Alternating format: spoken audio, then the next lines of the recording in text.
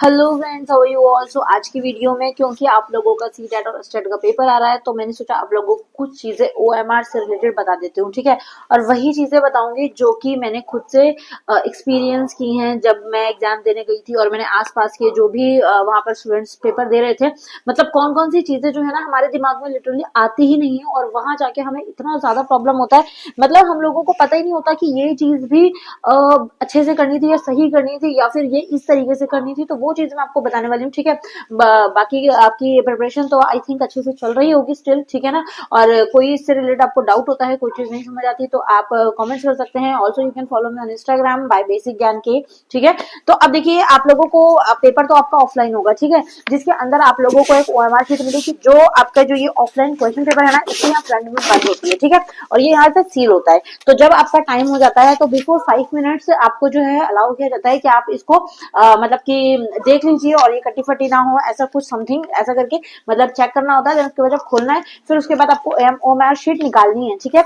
OMR sheet निकालने के बाद उसके पीछे एक जो है फोटोकॉपी साइड जो है वो बोलते हैं ना कार्बन कॉपी, वो रहती है, तो आपको वो निकालनी नहीं है। बच्चे क्या कर रहे थे कि उसको निकाल रहे थे, उनको पता ही नहीं था, मतलब फर्स्ट टाइम एग्जाम में जाते हैं। आई नो कि these are basic things but still many of the students don't know कि आपको इसको किस तरीके से हैंडल करना है। तो वही चीज मैं बताने वाली हूँ और अगर आपको ये चीज पता है फिर भी आप सुनेंगे। अब जब आप ओएमआर शीट को फिल करना स्टार्ट करेंगे, ठीक है, सबसे पहले तो वहां पर जो है और भी टीचर्स होते हैं जो आपको गाइड करेंगे, जो आपको बताएंगे कि आपको इस तरीके से ओएमआर शीट को फिल करना है।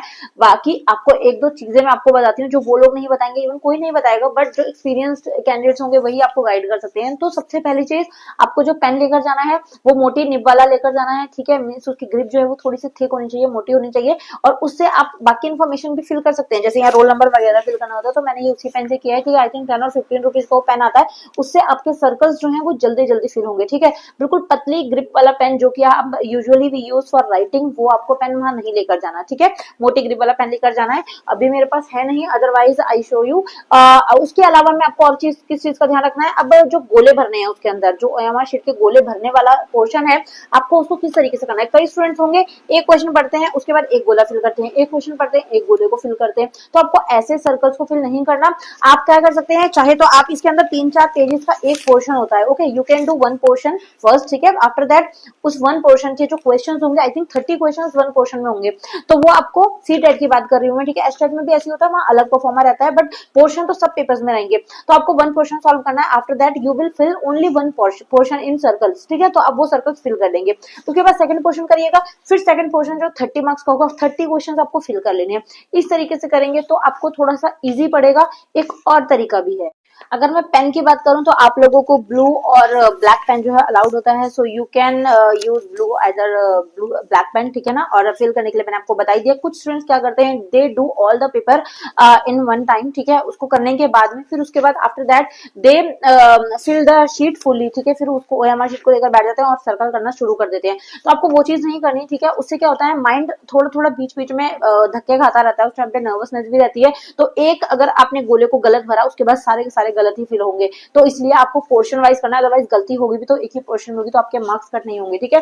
उसके बाद में कई बार गलती क्या होती है, मुझसे खुद हो जाती है। हम लोग उनको क्वेश्चंस को जो है वो देखते हैं कि हाँ ये डी पार्ट पे गोले को करना है, और हम दूसरे वाला जो पार्ट है वो कर देते हैं गलती से, मतलब सी वाला पोर्शन को फिल कर देते हैं। तो वहां पर आपको दोबारा से गोले को उसी क्वेश्चन को नहीं भरना। अगर गलती हो गई इट्स ओके, आपको दोबारा मार्क्स तो नहीं मिलेंगे, बट आपको खिचड़ी नहीं पकानी ओएमआर शीट में।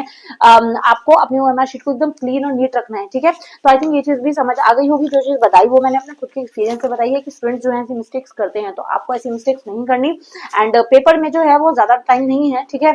और आपको कोशिश करनी है कि अच्छे तरीके से आप ये चीजें सारी फॉलो करें, क्योंकि वहां पर आपको ये चीजें कोई नहीं बताएगा और आगे जाके आपको ये प्रॉब्लम्स जो है वो फेस नहीं करनी पड़ेंगी, ठीक है। ऐसी ही थोड़ी थोड़ी वीडियो मैं बनाती रहूंगी आप लोगों के लिए जो आपको हेल्पफुल हो।